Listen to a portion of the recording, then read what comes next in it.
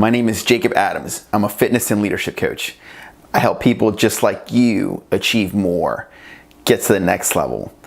Have you been struggling with a scarcity mindset? A mindset that is not sure how you're going to get to the next level, stay in the game, get some more fuel. Maybe you feel like quitting on a goal or a target that you set out, a dream. You're not in abundance. The difference, the opposite of a scarcity mindset is what's known as an abundance mindset. Now, those of us that are familiar with personal growth and development, people like Tony Robbins or Brendon Burchard or other coaches out there in the world, Grant Cardone, etc., we are very familiar with the term abundance mindset. Then there's a scarcity mindset. Have you found yourself struggling between these two? Well, I have, of course, like most people that are alive have some level of this, even if it's like, well, I don't know if I break up with this person, maybe I won't ever find another person. That's a type of scarcity, right? Also, it's the most common one is, of course, I don't know how I'm gonna get this course or pay for this class or get the outfit I want or fund this business or fund this project.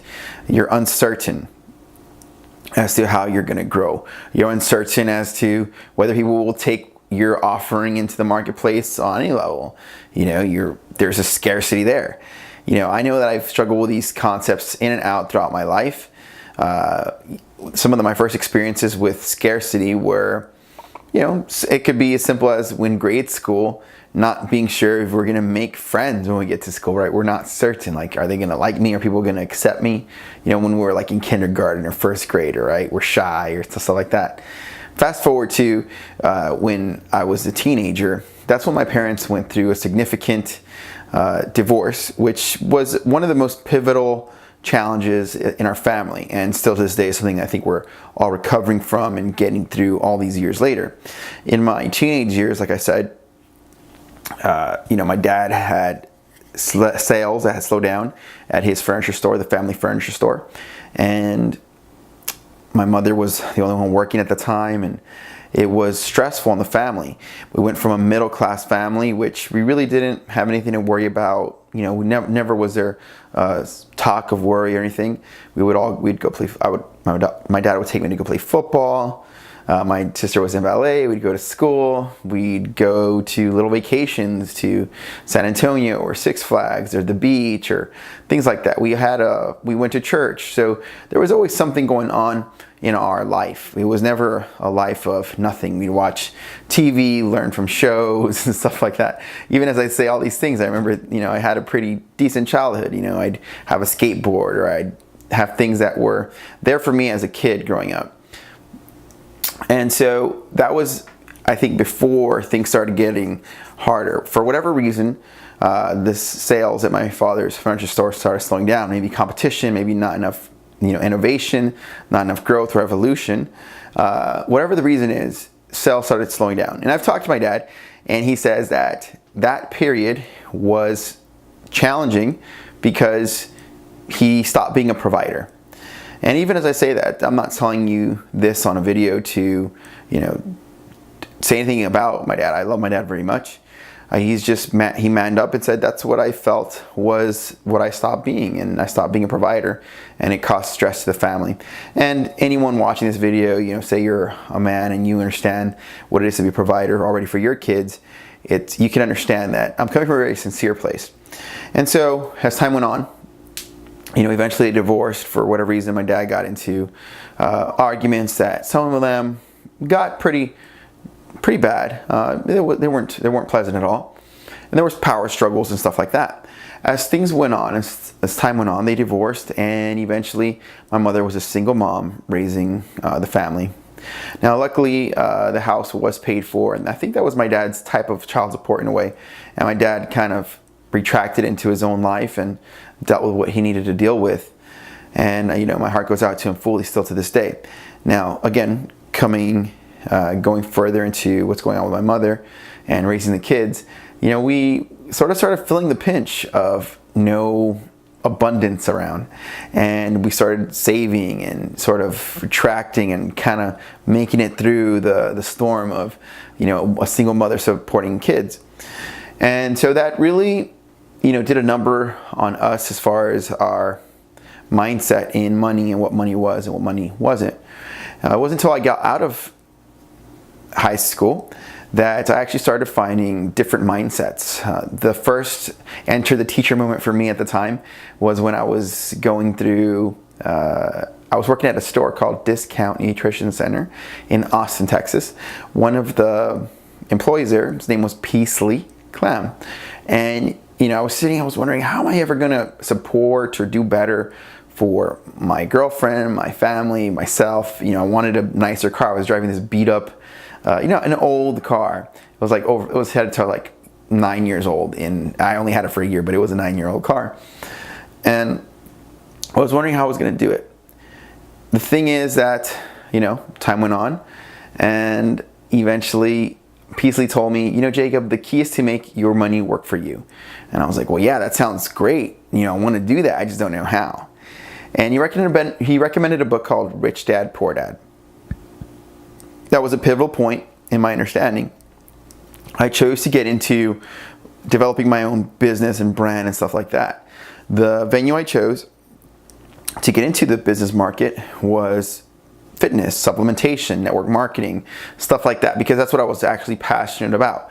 Now, it was a decent choice, a very good call, because I do sincerely love getting in better shape, and I was extremely passionate about it at that time. These days, I'm passionate about it. It's something that I've been doing for so many years, and I'm gonna work out right after this video. So in any case, that was what I started my business in, is eventually selling supplements.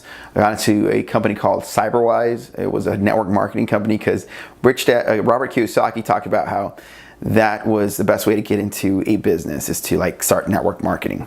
And so that was my first exposure to business and doing presentations and stuff like that, and I liked it.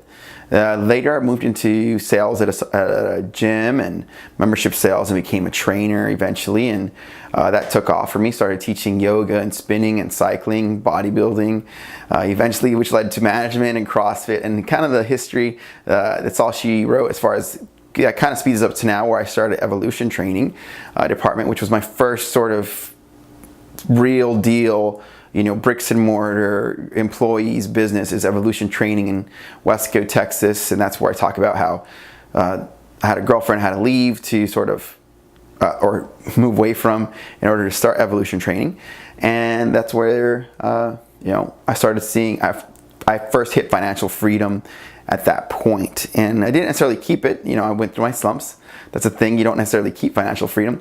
But all of the years of training my mind and reading and researching and establishing business and sales and management, it all came together so I could at least reach financial freedom a few times in my life. I've reached financial freedom technically about two times in my life, 2 to 3 times in my life, and it doesn't always stay that way. That's the other part they don't tell you about financial freedom. You don't always necessarily keep it, which is sort of the, like, you know, you played Cash Flow 101 with Robert Kiyosaki, the game. You think, oh, I'm financially free. You know, the thing is to keep it. That's like the other part, and that's where, you know, your temptations, sedations, like how you live your life, your habits, your mindsets, what you do with your money, how you actually manage your mindset when you reach to the top is also, or a good level, that's also another part to the equation that people don't often talk about.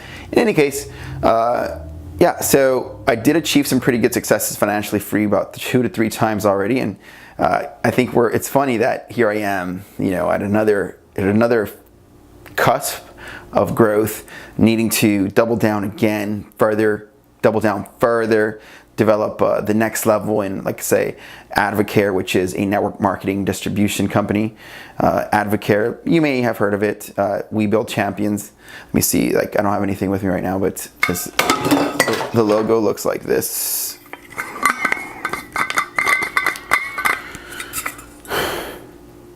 Right, and so that's been good. My family just came back from Disney World this year. It was a full paid trip, and last year was really good. It was an abundant year in growth and sales, and I'm very blessed to have had that. This year's been steady. It's not been dramatic. It's not been exponential. And that's where you start seeing how much of you is involved in the growth, how much of the mindsets of scarcity versus abundance, or scarcity and abundance, and challenges and tests and faith all comes into play. So that's sort of the gist of my story. I started out my financial career and understanding with this sloppy jalopy car. I got into business and studying business with Rich Dad Poor Dad. Then eventually I chose my business, which is fitness and coaching, which is I'm clearly doing now and expanding online. And my coaching experience goes back over a decade for sure. And training in the gym, thousands and thousands of hours, like 20,000 hours for clients, another 20,000 hours for myself. And it just keeps going. So I'm not wondering if I am a coach. That's not the question. The question is now expanding into the next level of my coaching career, and that's where these videos come in and reaching a global audience.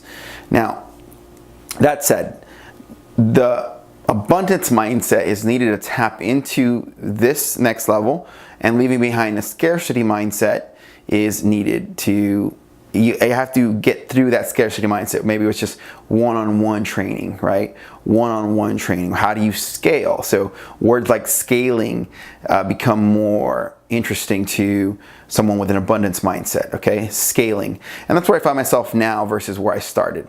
And so that's the gist of my story there. I started out, like I said, struggling, grew to be happy and growing, and then eventually financially free, and now sort of repeating the cycle. Here we go, the cycle is here again, going into the next journey of you could say another hero's journey, going to the next unknown, and the next unknown, looking for that next level within myself. And life seems to be this consistent process of getting into the unknown. It's pretty interesting. So I would say that growing up, I grew up with scarcity mindset, and now developing more so the abundance mindset that I've been working on since 2001. So about 17 years in developing and processing the abundance mindset. Maybe I'm a slow grower, maybe it's just very challenging. Who the hell knows? But there's a lot to it. There's a lot to it that isn't really spoken about, and I'll do my best in this free video. That's my best breakdown of how to tap into an abundance mindset. I'll tell you one that's I didn't write down. One of them is going to be charity and giving. A lot of the videos I give here, they're free because they come from a place of giving as much as I can, like pushing out energy into the world to impact and give without expecting a return. It's just me giving and giving and giving. Okay, so that's a big part of growing into abundance, is to be able to give. I remember one of the first things that I learned when I was in network marketing. This guy goes like, you can't outgive the giver. So one of the keys to growing an abundance mindset is to share and give and give and give. And that's a practice that isn't necessarily talked about a lot, and yet I'm finding that it's one of the most important ones. So one of the first things you want to do is set your target and expectations. Set your target and expectations, meaning you're going to have to establish what you want for yourself. I know in my day, for example, I expect to make this video. I expect to train a certain amount of people. I expect to eat a certain way. That's going to help me get a certain goal. I expect a certain amount of sleep. I expect to make a certain impact to the world. I expect certain levels of exercise for myself. I expect a certain level of learning. Every day I have certain expectations that are set, and I have to hit those targets. And you need to be clear about what you need to expect, because believe it or not, that is a type of abundance. Because if you don't have an expectation, you say, well, let's see what life hands me. Just sort of like show up, and it's like on some level you don't expect it because you think it may not be possible. The other thing that you want to do is stay focused. This is going to be work, okay? This takes strength and clarity and teamwork. Stay focused. Again, it's challenging for me to make these videos every day, to schedule it in midday, or now I'm gonna have to move it to the morning, to stay committed to make one a day of these videos and find a topic and do the editing and do the, how do I streamline that? How do I stay focused? How do I tune into my overall message? How do I hone in on delivering that message the best? So staying focused is essential to achieving your targets. Once you have your targets, you have to repeat them, be clear about them, hone in on the feelings, hone in on how it's going to feel to achieve them, hone in on everything you can. Focus, focus, focus, focus, focus, focus, focus, focus. Okay? Drill it. You got to drill down your mind. Really build that muscle of focus. Because everything in life wants to get you away from that focus. Take daily action. Take daily action. Daily action. Again, let's say my goal is to increase my reach, my expansion, the influence and impact I make on a global scale. So I'm gonna make one of these videos daily. I'm gonna work out daily. I'm gonna take my vitamins daily. I'm gonna drink water daily. I'm gonna exercise daily. I'm gonna train clients daily. I'm gonna wash my car every other day or so. I'm gonna see what it does. I'm gonna sleep well daily. I'm gonna meditate daily. I'm gonna do my journal daily. So it's like you take action daily once you establish the targets. There is no well, you're going to be tempted to go, well, today, maybe not today. See, that's what you fight. You fight that little bit that's like, and eventually you become your habits. You start embodying and feeling and owning and just immersing your habits, and that starts attracting that energy to you, okay? As that's a very important kind of pivotal part right there I just said, okay? Fuel up. Fuel up. Keep the fire burning. Okay, in other words, right now I just had an insight, that we can become our habits. And with that, you attract what you are.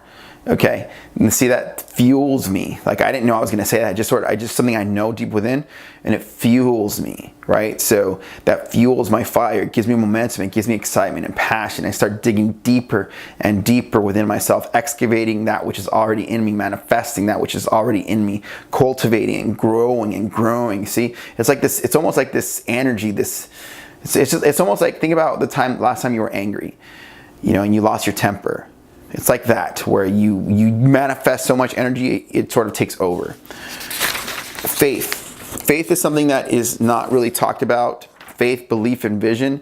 And yeah, I can't stress it enough. You have to have faith that things are going to work out. You have to hope, you have to expect, again, going back to expectation, and believe that the higher power is on your side. God, the universe, some people might call God. I call God, God.